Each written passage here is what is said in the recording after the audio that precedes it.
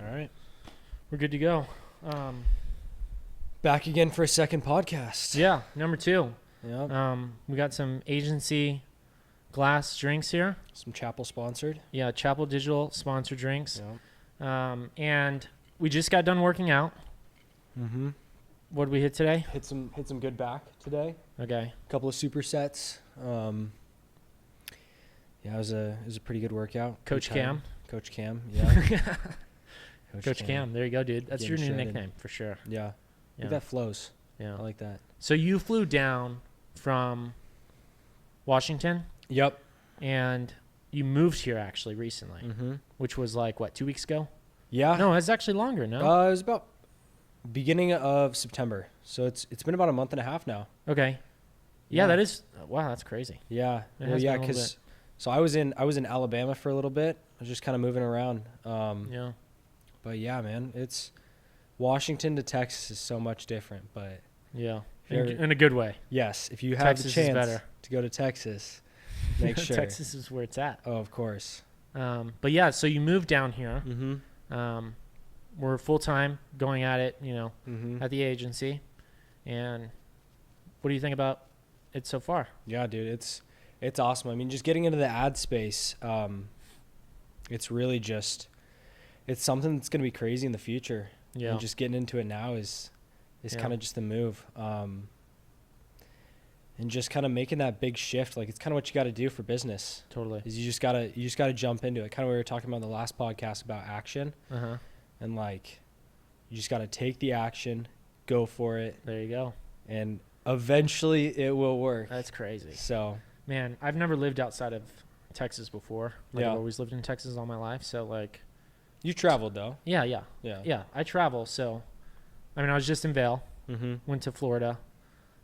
Those trips are fun. Yeah. And thankfully I can travel and, like, do these things and still be able to work on, while traveling. Mm-hmm. But the thing is like me living in another state, all my family's in Texas. Mm-hmm. So, like, it just makes sense that, I mean, I'm not going to go outside the state. Yeah. Right? But that's a big move for, I think for somebody to move to a different state.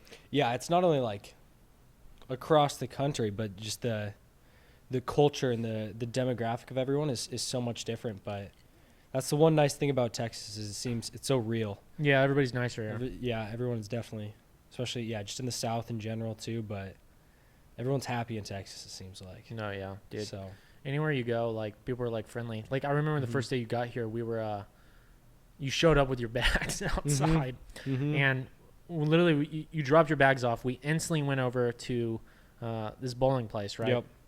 And all these people we were running into on the way, and everybody's like, I'm introducing you to people on the way, and you're Mhm. like, man, everybody's so friendly in Texas. And, like, literally, we stopped, like, 3 different times. And then on the way back, we stopped, like, 4 more. Oh yeah, we And went out to dinner. And Then went to dinner with some yeah. people.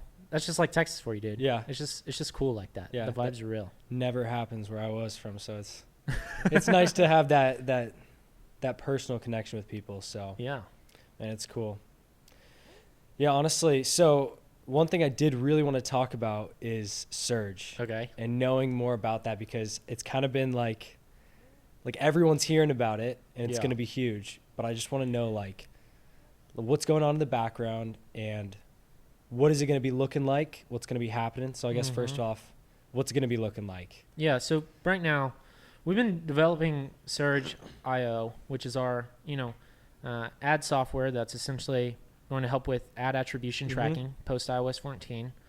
So that way we can better attribute results and know exactly what is coming from our campaigns when we're running ads. Mhm. So that way, if you have like purchases in Facebook, and a lot of times like now, like marketers are struggling with like making sure that the data is authentic that's Totally. coming through, Mm-hmm. because things are getting misattributed. And then in like, let's say their e-commerce side or their lead side where they're capturing some of these UTMs or URL parameters or different, sets of data is not lining up with what they're seeing on the ads manager. Mm-hmm. So we're kind of like coming in and bridging the gap because we're creating our own tracking script. Yeah. So that way we can, develop something where we're able to track, more accurately with, somebody hitting a site, going through the process, tracking that entire, customer journey, Mm-hmm. giving a timeline, and then also knowing which UTMs and which touch points are resulting in the sale. Yeah. And then, tracking that back into a dashboard that's custom on Surge that we've developed So that way people can literally see within their columns like what the actual purchases are and where they originally came from, Yeah. and like each touch point that person was at. That way you can better optimize your audiences, right? Because if somebody comes from a cold audience and then ends up purchasing from the retargeting, you have that customer journey. Or if they jump to Google after seeing a Facebook ad, that's the journey you want to know about. Yeah. So like that's really the whole premise that we've started with on Surge. And it's been about, I guess 9 months now or 10 months now we've been developing it. Yeah, it's just been a grind. I've just been watching it. Yeah, it's crazy. We have like 5 full-time people going at it. And, we're like an insane amount of money already invested into it. But, day and night, constantly making improvements on it. We're going through tests. We're coming out, successful. Some things are, minor tweaks that have to be fixed. There are problems that we run into. But, yeah, we're getting closer and closer to what date we're trying to launch for. I don't want to give an official date because there's always some things that can happen. But, ideally we do want to be live here pretty soon. Okay. And onboarding people. And yeah, we already have, a great deal amount of signups. Lots of people are excited for it. Facebook reps are even like recommending it. So yeah, definitely. It's super exciting. But yeah, there's going to be trainings on it when it releases. People are going to know exactly what's happening when we go through that process. And then, and we're trying to make it really affordable for, the average small business, large business to literally get on here and have, their clients or themselves be able to afford it and get the best value out of it. Yeah. And this doesn't just stop with Facebook. Over time, we're going to be developing this into, something where it's on TikTok, Google, and integrating all these platforms together.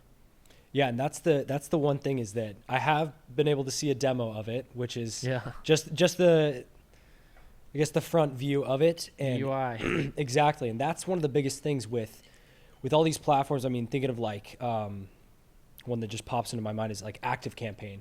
When you go in, it's just data and emails and everything. But the one thing with Surge is once you go in, it's all organized. It's so simple and organized, and like it's just like your ads manager. You got your campaigns, you got your ads, you see exactly which ad is attributing the sale, and then it shows you the exact person, and per day it's the exact same thing. It's so, because obviously there's a lot of time put into Facebook Ads Manager. People totally, dude. They're People making spend a lot sure of that time it's there. exactly, and like they make sure that it's organized and like that it's perfect so you can see everything, and that's exactly what it is. Yeah, and we have this cool feature too now. Like, this is so badass because I always wanted this in the Ads Manager. Like, you know how you make your custom columns? Yes.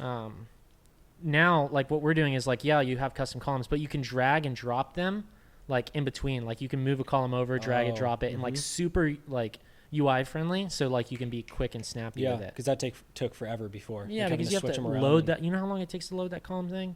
Oh, This one's like a quick drop down. You click, and then you can drag and drop where you want them in the dashboard. You don't even need like a separate tab to pull open. Yeah. So we're simplifying a lot of it. And like with us having so many years of experience, we've taken so many different, advertisers, and since it's made by marketers, like literally our dev team has e-commerce stores. Yeah. Literally. Like if it's built for marketers by marketers. It doesn't get any better than that. Yeah. So, yeah. But yeah, I mean, people can sign up for beta right now. And then people will start getting notified. You might not get an email right away, but what's going to happen is as more and more people get onboarded, they'll be able to, get invited to sign up and start using it. Yeah. Yeah, dude, it's going to be awesome. I feel like it's going to be so game changing, especially with the whole lifetime value. Yeah. Just being able to see that customer and like the entire journey is going to be so important moving forwards. And not only just with tracking and accurate tracking, it's going to be a game changer, not only for individuals, but for agencies as well, because some of the competitors out there are charging an arm and a leg for that type of service, and if you can just have it all simplified, individuals can use it, and as well with agencies, and then recommending it to clients. And totally, we're gonna make it friendly for businesses, agencies, so that way they can share it with their clients and get them onboarded. And we're putting a lot of security measures in place to be very privacy driven and data driven. So that way, we're protecting it. We're going to have two different, I don't want to get in the details of how it works, but we're going to make sure uptime is up, and, there's going to be notification systems for everybody to know exactly what's going on real time.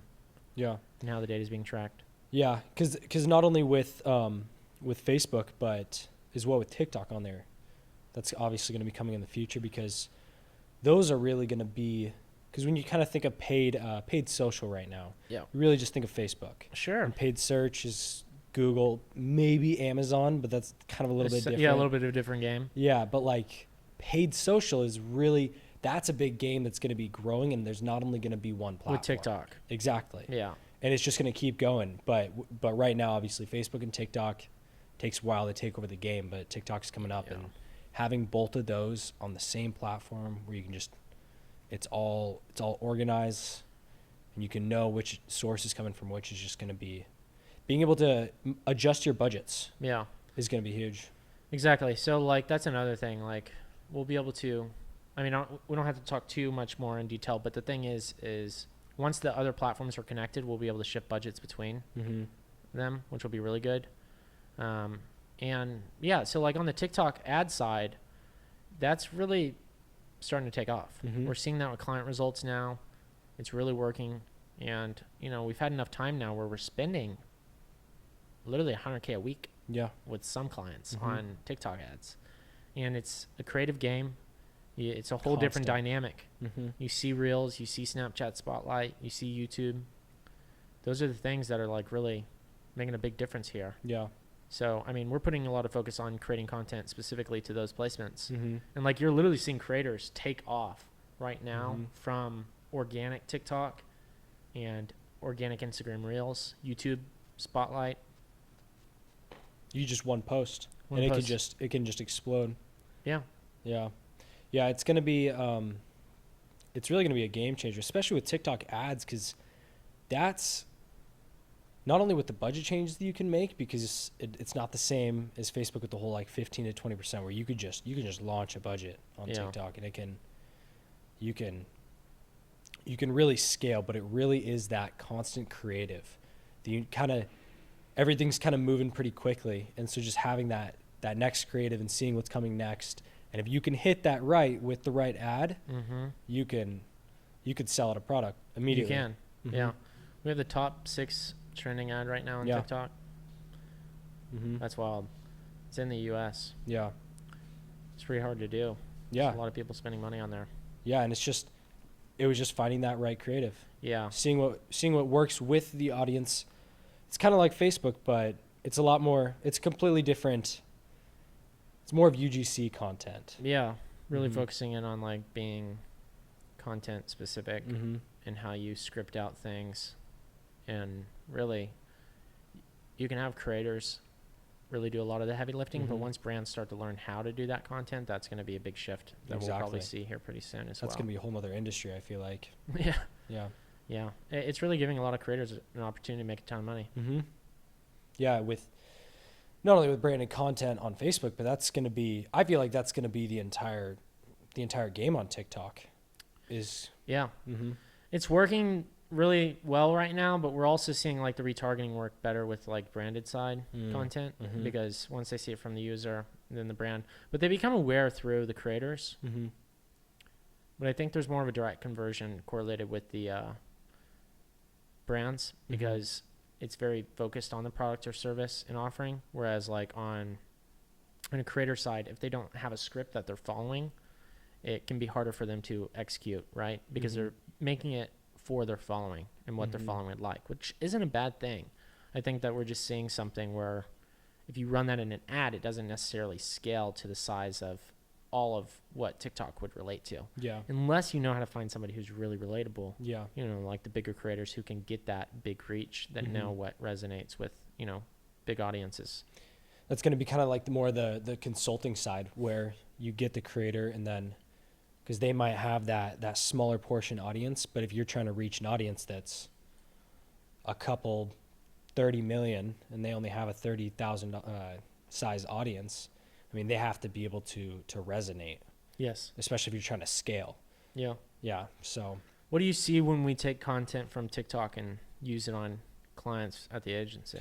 I sort of feel like it's almost reversed, where when we use that more like TikTok style content in a retargeting ad, it's a lot more engaging. Really? Yeah. In terms of conversions?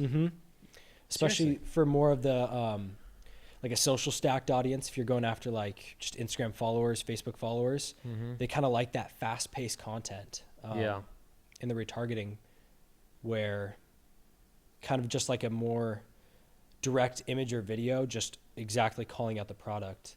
It's almost just with possibly just the Facebook algorithm is better at finding the content in cold, or finding the customer in cold with kind of that more direct, just immediate product. Because the algorithms are more in tune. Exactly. Where TikTok There's a lot more data. Mm-hmm. Where, yeah, it's like TikTok, they just need that fast paced. Yeah. So on TikTok right now, what we're seeing is like with the audiences for an app install campaign for a client we have, Octai, what we're seeing is like now the audiences, you can target apps. Where used to you would only be able to target a category called app, but now you can target specific app sub interests, which are like game apps or tech apps or, you know, home cleaning apps, food delivery apps. And soon you'll start to be able to target brands as more and more get on there. And there's a lot more interest audiences to go after specifically there, which is opening up a big wave for us to be able to go after unique audiences that we haven't been able to previously. So they're developing the platform pretty fast right now. Yeah. That'll just tune in the algorithm. The more and more audiences they get, they'll just be able to figure out who to go after. And we're in Q4. What do you think's going to happen with the holidays on TikTok? Organic, I bet. Yeah, because really last year, I mean, they didn't even, it was nothing compared to this year. The amount of data that they have. Yeah, now, exactly. Yeah. It's going to be. Because they're really focusing on the ad side now. Yeah. It's really going to be something that people have never seen before, I think. I hope they adjust their creator funds, because as a creator, like YouTube paid like, I believe something like $38 billion for their fund. Actually, it's not even considered a fund. They just pay that out to creators. You can have a video with 1,000 views on YouTube and you can make $500 in some cases. Crazy, right? Depending on what bracket you're in for CPM. TikTok, you get 1 million views, you might get paid a couple pennies. And their fund is like $2 billion or $1 billion. Snapchat's like $1 million a day, so it's like 365 million.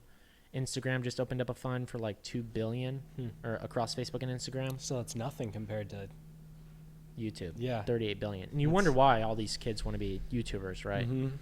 Because I mean, like, that's where money comes in from ad revenue, and there's a lot spent there, and people are literally paying like $6, $10, $20 a click. It's crazy. But the thing is, on TikTok, advertisers are starting to put more cash there. And like, I know as an agency, we're helping both that side of the business, plus being a creator, we're going to see the benefits of that. But we're pouring more marketing dollars there, which if TikTok decides to switch from a fund to like consistently paying out their creators rather than having a limited set number of dollars to give out, if they switch to a model that's like, all right, this is our business model, not to have a fund and do what YouTube does, which is like, we're going to dedicate a % of all of our revenues towards, you know, creators. That's going to allow people to really focus on that. And that's why you see a lot of people now on TikTok jumping to these other platforms, transferring their followers, because like they know they're getting like tens of millions of views and not getting paid for it. It's like very little money. You know, 1 million video views might not pay. Yeah, but that's on YouTube. That's like, that's a paycheck right there. Yeah, definitely. Yeah. Some people could buy a car off of 1 million something views, depending on the like category they're in, like finance. Like I know, like those are some, you know, like Graham's channel. Yeah, good. He's in finance. He has high CPMs, and he publicly announces that. Yeah, right. Being in the marketing space, you're gonna have high CPMs. Anything business related, because you have, you know, typically you skew higher wealth audience. Like they have a larger net worth typically because they're interested in those categories. Whereas like a comedy channel or like a you know, a kids YouTube channel might not pay as high in CPMs because the audience is, you know, they might not even have access to a credit card. Yeah, unless you're going after the parents of the kids. Right, which the parents are subtly in the background knowing about it, right? Yeah. Do you think that's because of, do you think that they're able to charge that much more or spend that much more because of the algorithm? Or do you think it's because of the type of audience that they're really able to like hone in on, this person watches this type of content? So here's what's happening. So you have like a credit card company, Amex. American Express wants to get in front of people who are interested in credit cards. So they target people who are interested in credit and finance. Yep. And then all these people who are making videos on how to, you know, improve credit or how to get access to all these points. People who are interested in that type of stuff is like, you know, it's very specific.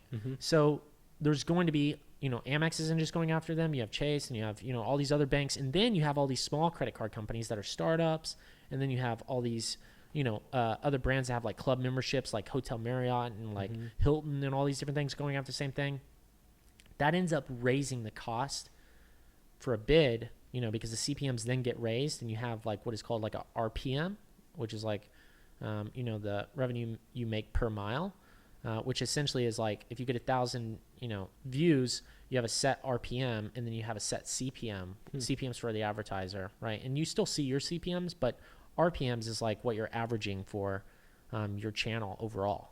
Okay. So you might have a really high CPM on a video, but maybe most of your videos have low CPMs. So your RPM is going to be a little bit average. So it's different per video. It always. Yeah, your RPM will do your channel average. Okay. Which gives you an idea of like what you're going to make on, the average overall views. But your CPM is going to tell you per video, because some videos pay a lot and some videos pay less. So that can kind of direct where your channel goes too, because you can kind of see like. If you're financially motivated. Yeah. Yeah. Some YouTubers might opt to choose to go after topics that are, that pay more. But at the same time, even if you have a lower, even if you get paid less per views, but you're getting millions of views. Yeah. You can still go, head to head with, in terms of pay, with some of the biggest, YouTubers and some of the, guys who have maybe only 1 million subs with a very specific channel. Yeah. So, I mean, like, at the end of the day, I mean, honestly, if they're just doing it for their passion, I think anybody's going to be excited about what they get paid, because most people are pretty amazed at what dollar amounts come out. Yeah. Yeah. That's what a lot of, like really successful business owners I'm seeing are doing as well. They're just kind of making a channel just for fun. They're really going for views and just more of like educational content at the same time. Yeah. But I mean, with those bigger channels as well, you're not only like obviously with the more like general, just funny content that people post and like pranks and stuff, it's still, you still have the algorithm backed by everything. So it's still a view. Right. And even if the CPMs aren't high for the category that you're in, you still have the algorithm. They know what you're watching. Yeah. It's so direct. Yeah. And then you have the monetization aspect of it, where you like sell other items. Yep. That's a big avenue for creators. What do you think about that?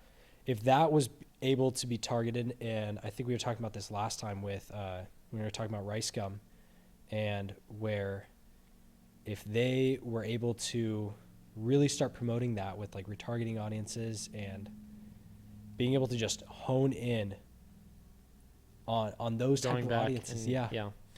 So some creators might say, why don't I just, continue promoting it in my videos, because I already have the views. Why pay to get back in front of them? Yeah. Yeah. Yeah, I think it's touch points at that point. It's really just the amount of times that you can show. I mean, that's why frequencies are so important with Facebook ads. Yeah, but let's say they go to another person's channel. Now you can get your like merch showing on their channel. Oh, you mean retargeting them through other people's channels? Oh, exactly. That'd be genius. Yeah. Yeah, because then, I think it's at that point it's just touch points. It's being able to just, if you show up more than someone else, that's why the biggest brands in the world are always. That's why they run ads on TV. It's not because they want you to convert off of an ad on TV. It's just because they want you to see that ad. They're focusing on brand. Exactly. Like it's always going to be in the back of your mind. Yeah.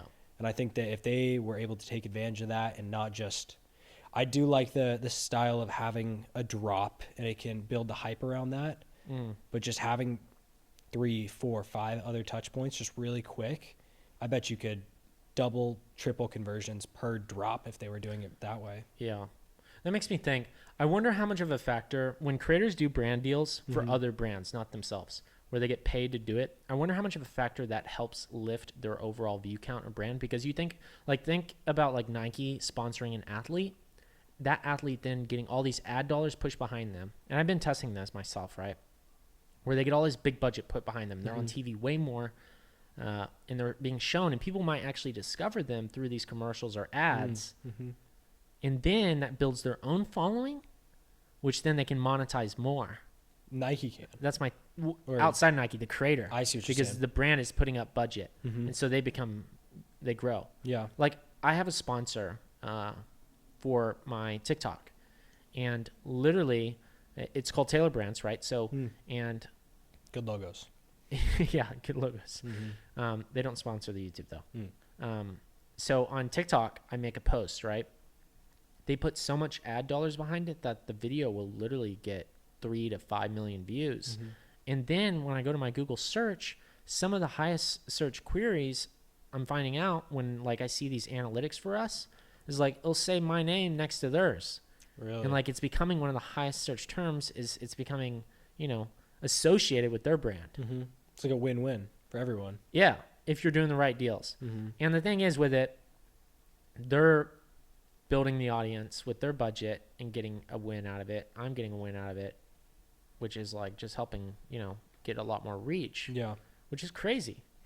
So it's a big value prop. And I think, you know, all these other brands that are also putting ad dollars behind these creators, it's probably helping a lot if they're doing the right deals. And that kind of falls back into the like CPM category. It's like if you're able to, like, if there's another creator that's making more fun content or just throwing it out there, just like a prank video, they would not sponsor tailored brands because that wouldn't make sense for their audience. But for you in the marketing space, that might pay more because it's more of a niche space. Totally. And there's a lot more influx of cash in that space. Exactly. Because so you have businesses putting up money. And it's finding that niche that you can be in. Yeah. Same thing with the CPMs for YouTube videos. Right.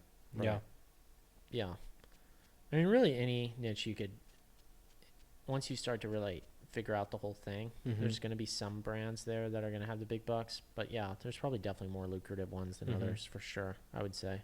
Yeah.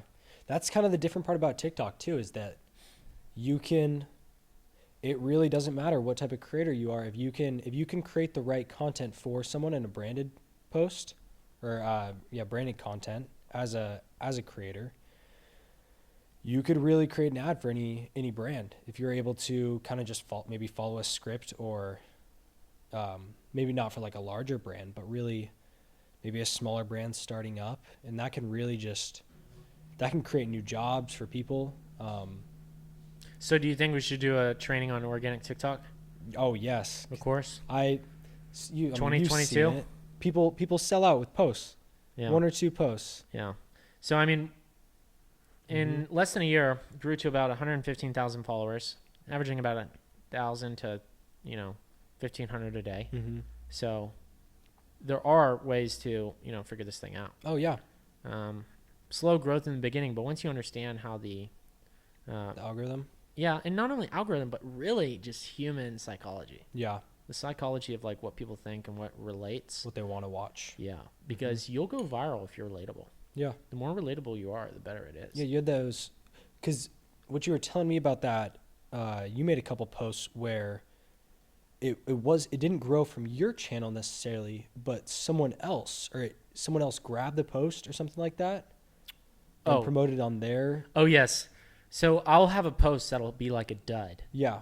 It'll hit like, a dud to me is like 10,000 views. But then somebody else will repost it. And they'll get like 300, 700,000 views. Yeah. And then a bunch of other people see it, and then it gets. And then they post it, and it's just going everywhere. And then I'm like, man, I wish I'd like mentioned what's going on, because people are spreading my content. Yeah. And then people don't even know who that person is. And so like I'll get like millions of impressions off of a tiny post, but it's not tying back to me. Yeah. So probably get some follows from that though. Maybe for the time being. Yeah. I see these scam accounts, dude. Oh, there's the a lot WhatsApps. Of those. I don't use WhatsApp. If anybody sees WhatsApp comments from me, it's not from me. I don't use WhatsApp. There's like investment comments, dude. This is ridiculous. This is why they need to verify my TikTok, because I have like to block like 10 to 20 accounts on a regular basis because people are trying to scam my audience. It's like, what the hell? Yeah. I see Instagrams all the time of. So that's another thing. Yeah. Somebody else had like 1,000 followers of my page. Yeah. And they'd reposted everything, and their reels were getting just as many views. I was like, what in the world's going on here? Yeah, it's like tag me at least or something. Not even tag me. They're using my profile photo. Oh yeah. In my name. I remember. Yes. I was thinking the people that were using your content, but it's a scam. Yeah. There's a couple of those. Yeah. And so like I have to block those. And then some people get such big followings that even if like I tell everybody to go block them, it still won't take down their page because they need so many people to do it. Yeah. And it's a bunch of, that's another thing, like the fake, accounts and fake news, like they're really not, the policing of accounts isn't as good as it could be. No. No. It's another thing. Like, are well, losing Facebook's money. also in, going through this stuff right now with the news. Yeah. They're not even like, removing false information. They're Yeah. actually promoting it in some cases Mm-hmm. Yeah, because it gets views. Yeah, yeah, it does. Yeah, that's kind of why they promote some things that could be a little controversial, but Yeah. it gets people onto the platform. Or entirely false, Yeah, which is absolutely crazy to me. yeah, And it's happening too Mhm. because like people are like, saying I'm partnering with other brands or like certain agencies. I'm like, no, I don't. Mhm. Yeah, no. Do you think it's just too much content for them to like even take I think so. into consideration? Like, It's a lot. Yeah. And because of this whole thing of reposting from TikTok now, mm-hmm. it's almost like taking off the reins because now they're probably seeing such a big influx of Mm-hmm. new content coming in. They're fine with it. Mm-hmm. Like Musically, you remember Musically? that was like the original TikTok. Yeah. Yes. Yeah. So and Vine. Yep. Oh, And yes. Vine got Yes. like, purchased by, it was Twitter? Who were they purchased by? Let's look it up. I almost want to say Snapchat. No. It couldn't have been Snapchat. No, I though. think Twitter purchased Vine. But all of those creators ended up bouncing to YouTube Yep. and making a career out of Logan it. Paul, Jake. Yep. Yep, all those guys ended up going there. Who else? So who So did Vine many. get purchased by? Because Musically didn't even get. I don't even think they got purchased by anyone. Yeah, they were purchased by Twitter. Oh, they were. Yeah. Wait, Snapchat or Vine was? Yeah, so Vine was purchased by Twitter, and Twitter then ended it. Like, Mhm. just stopped the project. Hmm.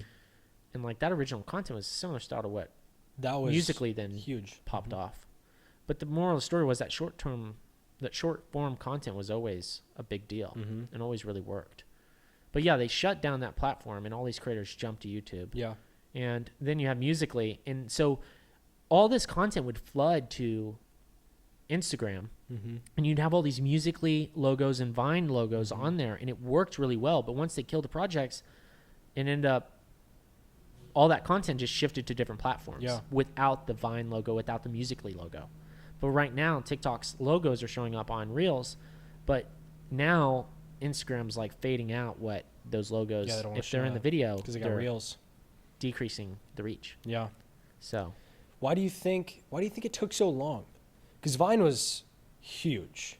Like when that was there, why do you think it took so long? Because that was that was really the first vertical content that was short, like fast paced. that hit mainstream. Yeah, and like I'd say everyone right now that has, I mean, if you're probably 18 and above, you knew of Vine, Yeah. and it took like now we're seeing YouTube Shorts, TikTok just Yeah. Now, you're exactly why. So the question is, why did all these other platforms just now decide Yeah. to open up, yeah a short avenue? yeah it for really content? does because it was proven Yeah. that it worked, but why did it take so long? Yeah. Why did I think maybe they just saw the billion users on TikTok and, they all woke up and said, holy Yeah. smokes, we need this. mm-hmm. Kind of like with Snapchat. They tried to get purchased by what? Facebook tried to buy them. Yeah, They for didn't like get, $1 billion or something yeah, a while ago. they turned it down. mm-hmm. And then they're like, all right, we're just going to launch stories. Yeah, yeah, and Instagram stories got more, users than Snapchat did Mhm. in a way faster amount of time. Yeah, that's true. They didn't have those before until Snapchat. That's right. Yeah. Yeah, that's crazy. That was all back in like 2016, Yeah. 17. Weird times. Yeah, they're all just kind of like conforming together. Like Yeah. all with the same things, but like their own type of content. It's like they're split testing between platforms just to see what works the best. Yeah. It's crazy that, Facebook and Instagram can just take that and then Yeah. add it to their platform and it just Mhm. takes off. Even with Clubhouse, they Mhm. took the rooms and then Twitter had the rooms. Oh, really? Yeah. I didn't even know that. So they took those and added Facebook rooms. I don't really know how much people are using them. I see them scheduled from time to time, but then all these other apps popped up. It's pretty crazy. Like once you have like a big following, you got to hold on to it on your Mhm. platform. Otherwise, a lot of others can rip it off. Yeah. It's crazy how much, and I feel like it's just because everyone's so big now, but how much you see other platforms promoting their ads on each other's platforms. Like I see probably like 10 ads about Snapchat running their own ads to try to get people to run ads. They on all do it, Snapchat. right? Yeah, and like TikTok does it too, and like it's almost just like they're so big at this point that They're just trying to, you're sharing Mhm. audiences. Yeah, and I don't know if in the future they're trying to like, I don't know if they're expecting other third-party tracking softwares to kind of grab all the audiences and move them together and just Yeah. see which budget goes to where. And It's not giving any ideas. yeah, But yeah, there you go. yeah, So like that's a big thing. Mhm. I like that. With TikTok coming onto the scene and being like already passing like that billion count, Mhm. I mean, at this point, you'd think that the social media like giants would have already had a lock on Mhm. the industry, but it goes to show that they don't, Yeah, and that anybody can really come in and take over a huge portion of an Mhm. rated thing. yeah. It's almost like they found what was the most popular and just went after that. Yeah, and And then- Clubhouse growth hacked, invite only. That was That was a very crazy smart. period. That was like, I believe back in December, and then December of last year, and then January, February. That was the big craze, the Uh-huh. 3-month period. The invite only was, I don't think I'd ever seen that before for a social media platform. Yeah, it was like an exclusive ordeal. Mm-hmm. I joined in October or November, which was really early. Yeah. And it was really cool because you could like talk to like a ton of, people who are like actually holding high positions Mm-hmm. in politics, high positions in, business, Mm-hmm. celebrities. It was pretty like exclusive. And Yeah. like you could have some wild conversations with people, and it was really legit in the Mhm. beginning. Now, obviously, everybody's like on there, Yeah. or most people at least. I know that they have a big, user base now, which definitely changes the culture. Mm-hmm. So Yeah. First, I just remember how like, not only the respect that people would give in the rooms, but it felt super exclusive. Like you felt like you were in a cool group. yeah, it was a little, it was small and personal. Mhm. It was small and personal for sure. Yeah. Yeah. Which made it more friendly. Oh, definitely. Like it was more real connection. Yeah. And not that it's not that way now. It's just that you just have a lot more people there. Mm-hmm. And so You're just gonna get kind of the masses. because they had to keep it like that because anyone can just, if you have a large room and people are talking, like anyone. Do you can think just, that kind of defeated the purpose which part? in long term for them to gain all those users? Do you think they could have been more successful keeping it as like a Just exclusive join. thing? Well, I think Do you it's think they gave out too many invites? Yeah, because I remember once you were in a room for a little bit, you got like at first it was like you get like 3 invites and that was it. Mm. But now it's like, oh, you're One. in a couple One of invite. rooms. Yeah, it was. And then It was you give one that out, you get 3. You give those out, you get 7. because you had to keep lists. You had to keep being in rooms and like. Yeah. But now Posting. it's just like. Mm-hmm. Now it's like you get like 15 invites and you can just invite anyone. So then it's. I mean, they did have to grow eventually, but I almost think that like keeping it more exclusive, it could have been better. But I guess we'll see in the long term. Their ads. Ads. Yep, They have ads now. they are. I was just listening to a room. Oh, really? You still get on? Sometimes, yeah, because the Okay. there's some big creators. You just listen to. Remember, like Grant Cardone is just in a room talking with like 300 people. Still? Yeah, Wow. yeah, it was kind of I didn't know interesting. people were still getting on Oh Clubhouse. yeah, it's an interesting platform, but it seems like a Interesting. specific type of group. But of you said people. there's ads? Yeah, so what they're trying to do now is have an ad when you go into the group, and so How's it work? I think it'll be tied to kind of like paid search, where whatever the group name is, Okay. you can have an ad sort of attributed to that, kind of like with the YouTube videos. If it's an ad about, or if it's a group about credit or credit cards. So or and then business, like the ads are where? that they'll show up before you enter the group. Oh, no way. So you need to watch the ad Really? to get into the group. Ah, Yeah. I see. I feel like that wasn't the best execution though.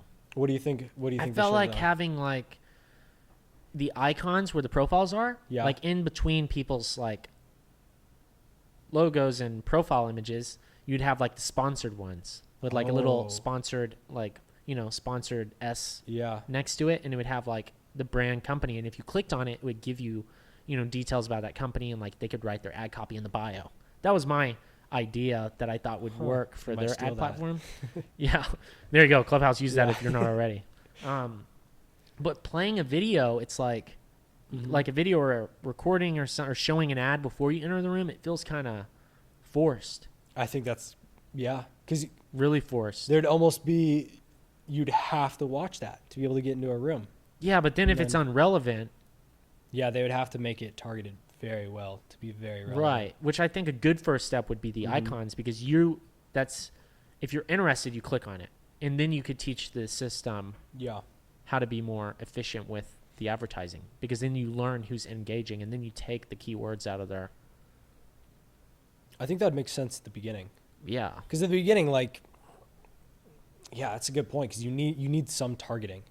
Yeah. To, and then to people start add talking interest to about. their profile, which helps give them more data. That's a good point, yeah. And you see rooms, which is a smart move. And I guess they are still growing, right? Yeah. Do you think they're going to be selling that? Because, I mean, obviously data, we talked about that last podcast, but, like, data is everything right now. Do you think they're going to be taking, because people write a lot of stuff. I don't think in they're their going to bio. sell their data. No? No, I think that was strict in their policy that they're not giving that out. That's good. Yeah. Yeah, because that's a lot of info, very specific. People have bios that are pages long. But yeah, it was a good way to promote. But I mean, we were doing the Clubhouse thing. We were hitting those Clubhouses pretty hard early on. Yeah. Spending quite a bit of time on there. We might do another room. Yeah. We have a group on there. It's called Facebook Ads for Experts? Beginners. Oh, yes. You can join the group. It's like 7,000 something members strong on Clubhouse. Then you can follow us on Clubhouse. Yep. Mine's just at Chase Chappell. Yeah, I think mine's Cameron Snow. Cameron Snow. And, you know, we're on there from time to time. We might do another Clubhouse room, so We had definitely like check it out. 800 people rooms. Yeah, we You're when we did pushing it rooms, heavy. we'd have like 800 to 1,000 people in our rooms. Yeah. Like we were, you know, pulling audiences, and because we're dropping a lot of value for free. Other yeah. people are trying to like beat around the bush. We're like, guys, we're This is how just you trying to do get it. value. Yeah. And so Yeah. people did love the rooms. But yeah, I mean, now that I do kind of miss it a little bit, but it's interesting to know that you're still hopping on and checking out rooms. Yeah. So yeah, people should definitely check out the Facebook Ads for Beginners room, because it's free to join and anybody can join it. You don't have to get accepted. And not only that, but you can do a room on your own in there and like let other people in the community join and hang out with you. Yeah. So that's pretty cool. Yeah. Consistency's big there. That's yeah, the. you gotta hit. You gotta be there all the time. Yeah. Unless you can like plan out a room, like have it on all socials, but that's one thing that I'm seeing, especially on Clubhouse, because like sometimes the notification will pop up, but like the people that are doing rooms, they're doing them. I mean, people do like 12-hour rooms. I can't believe people are still doing 12-hour rooms. Yeah, it's crazy. That's Because wild to me. what they've started to do now is like all of the biggest hosts really just do like 1 to 4 rooms. Really? And what they do is the way that they keep the room going and keep it growing is by whenever one host leaves, the next host will like take it's host. like they take shifts. Yeah. Oh my gosh, I saw this.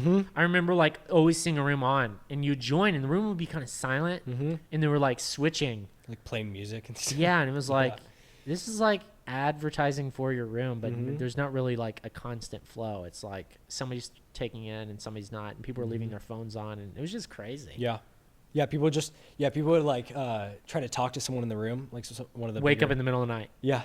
Oh, I'm here. Yeah. Or sometimes they just wouldn't answer because it'd be like they just have their phone on because I then remember this. it's advertisement. People would leave their phones on Yeah. at night until like 3 a.m. and then like you'd be waking up in like a different part of the world. Yeah. And people would join and they would like be like, oh, I was just waking up. Yeah, I'm here. Yeah. And they'd like answer a random question. Yeah, because it's like it's free advertisement. It's like your own ad because it's in your bio. You have all Is that of your how they're stuff. playing it? Yeah, Oh my god. because they don't even talk. You just look They at just all the leave it. people. Yeah, Wow. and you get the moderator. and I so remember this. That's so wild. it's dude. crazy. That's funny. It'll be But we're interesting. about to meet up at Go Do Dinner, right? Yep. Here in the shops. Yep. Pretty cool spot down here. Mm-hmm. But yeah, I mean, podcast number 2. Yep. Pretty cool. Very solid. Let us know what y'all Keep think these about the going. podcast so far. Maybe some topics. Should they give us some topics? Oh, definitely. Yes. Some topics to go over. You know, what do y'all want to hear about? Definitely subscribe to the podcast. This is a new podcast. You know, we're going to be shooting this content pretty regularly if y'all really like it. So definitely let us know, because this is a different style content. We've never done this type of content before. Yeah. It's always Facebook ads. Yeah. Breaking out. Yeah. And we might invite some other team members on here with us. Yes. That would We be might awesome. bring like Dion here. Yep. He'd be pretty cool. That'd be awesome. We'll have to get another podcast mic for him. Mm-hmm. So you might meet other people from our agency, Chappell Digital, Mm-hmm. or like we can bring on other people. Maybe we interview Yep. people. Yep.